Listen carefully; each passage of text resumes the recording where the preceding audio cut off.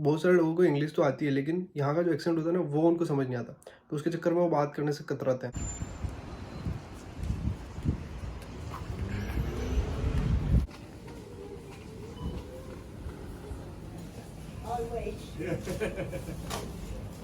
बाहर रिकॉर्ड कर रहा था बट बारिश आ गई तो अंदर आना पड़ा। तो इस वीडियो को स्किप मत करना क्योंकि ये बहुत इंपॉर्टेंट वीडियो है। ठीक है, ऐसा ना हो कि बाद में आपको रिग्रेट रहे कि काश वो वीडियो देख लेता पहले तो अच्छा होता। ठीक है, तो आज हम बात करने वाले हैं कि आप यहाँ पर जब यूके आते हो तो आपको पार्ट टाइम या फुल टाइम जॉब लेने के लिए जो परेशानी आती है। ठीक है, बहुत सारे लोग ऐसे होते हैं जो कि 2-3 साल का एक्सपीरियंस होता है इंडिया में, उनको जॉब्स इजीली मिल जाती है। लेकिन कई ऐसे भी होते हैं मेरे भाई बंधु जो फ्रेशर्स होते हैं, लाइक जो जस्ट बैचलर्स ख़त्म करके यहाँ पे मास्टर्स के लिए आते हैं, इनके पास कोई एक्सपीरियंस नहीं होता है। तो ऐसे में उनके लिए दिक्कत हो जाती है यहाँ पे पार्ट टाइम जॉब करने के लिए, और उनके पास कोई ऑप्शन नहीं रहता। फिर उनको दूसरी और जॉब करनी पड़ती है, जैसे कि वेयर हाउस हो गए, रेस्टोरेंट्स हो गए, इनमें उनको जॉब्स करनी पड़ती है। तो इस वीडियो में आज मैं आपको यही बताने वाला हूँ कि यूनिवर्सिटी में कौन कौन से ऐसे रिसोर्सेज हैं जिनके बारे में बहुत सारे लोगों को पता नहीं होता, या फिर पता भी होता है तो वो उनका यूज़ नहीं कर पाते।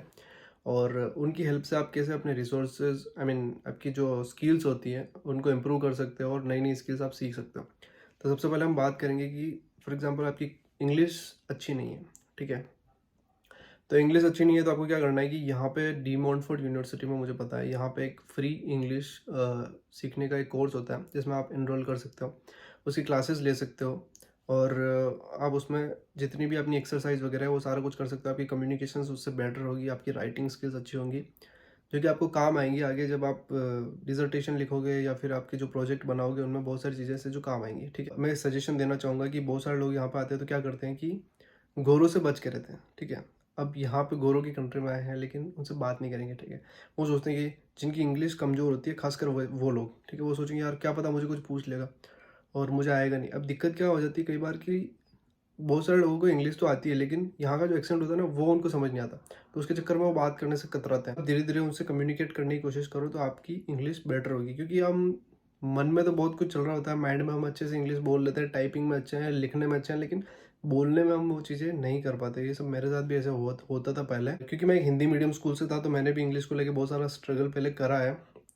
तो मैं सब जानता हूँ कि किन किन चीज़ों से लोग गुजरते हैं। अब आपको अंग्रेज़ों से या जो भी फॉरेनर यहाँ पे हैं उनसे इंग्लिश में बात करने की ट्राई करना है।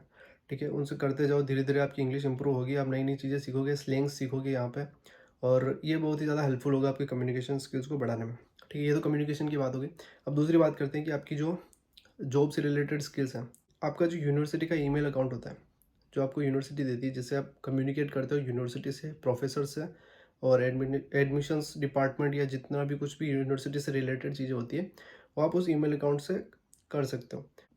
तो वो जो ईमेल एड्रेस होता है, वो उसके थ्रू आप बहुत सारी ऐसी चीज़ों को एक्सेस कर पाते हो जो कि आप नॉर्मली अपने, जैसे कि लिंक्डइन का की अगर हम बात करें तो लिंक्डइन पर अगर आप नॉर्मल आपके अकाउंट से एक्सेस नहीं कर पाओगे, जैसे बहुत सारे ऐसे कोर्सेज हैं।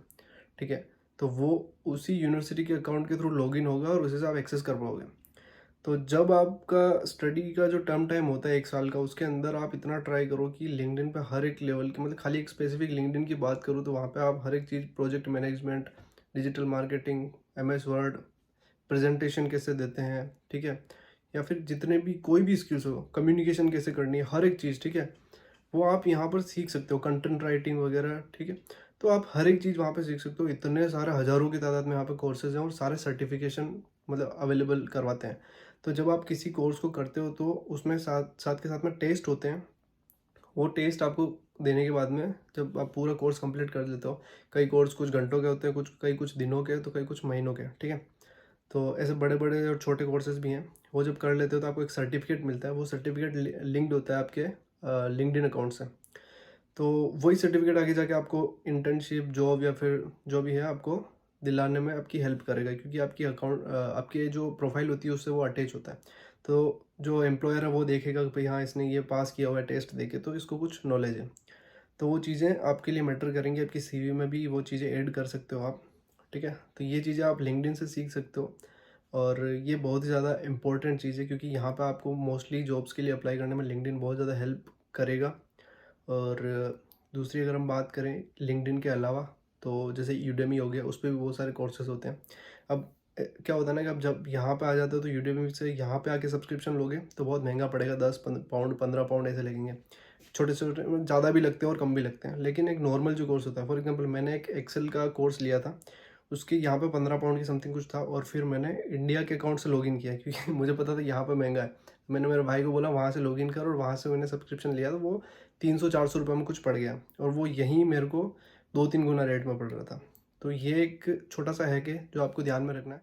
और मेरा ये वीडियो बनाने का मेन मकसद ये है कि यहाँ पे जो लोग जितने लेबर से रिलेटेड जो काम करते हैं ना, वो करने तो आप यहाँ पे आए नहीं हो, ठीक है, तो वो तो मत करो। कम से कम आपको फील्ड की जॉब चाहिए तो आप फील्ड के लिए ऐसा कुछ अपनी स्किल्स को डेवलप करो ताकि आप फील्ड की जॉब ले सको, ठीक है। फॉर एग्जांपल अगर कोई बिजनेस मैनेजमेंट के लिए आया हो तो ट्राई करो कि उसी में आपको कोई जॉब मिले, और कोई डेटा एनालिटिक्स लेके आया है तो ट्राई करो कि उसी आईटी कंपनी में आपको किसी में जॉब मिले, इंटर्नशिप मिले। शुरुआत छोटी होगा, चाहे आपको कोई इंटर्नशिप मिल रही हो, जो भी मिल रहा हो ले लो, क्योंकि आप एक बार अगर उस लाइन में घुस गए ना तो आपको आगे जाके ग्रोथ ही मिलेगी। ऐसा नहीं है कि एक जॉब मिल गई और बाद में आपको कोई आगे आपको ग्रोथ नहीं मिल रही है, ऐसा कुछ, ठीक है।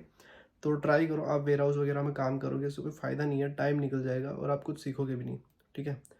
तो मेरा ये वीडियो बनाने का मेन जो मकसद था यही था। तो फिलहाल इस वीडियो में इतना ही। वीडियो अच्छी लगी हो तो सब्सक्राइब ज़रूर कर लो, क्योंकि सब्सक्राइब कोई नहीं कर रहा है, सब खाली वीडियो देख देख के जा रहे हैं। और थोड़ा बहुत मुझसे हो रहा है उतनी मैं आपकी हेल्प करने की कोशिश करता हूँ। सब्सक्राइब करोगे तो मेरा भी मोटिवेशन बढ़ेगा।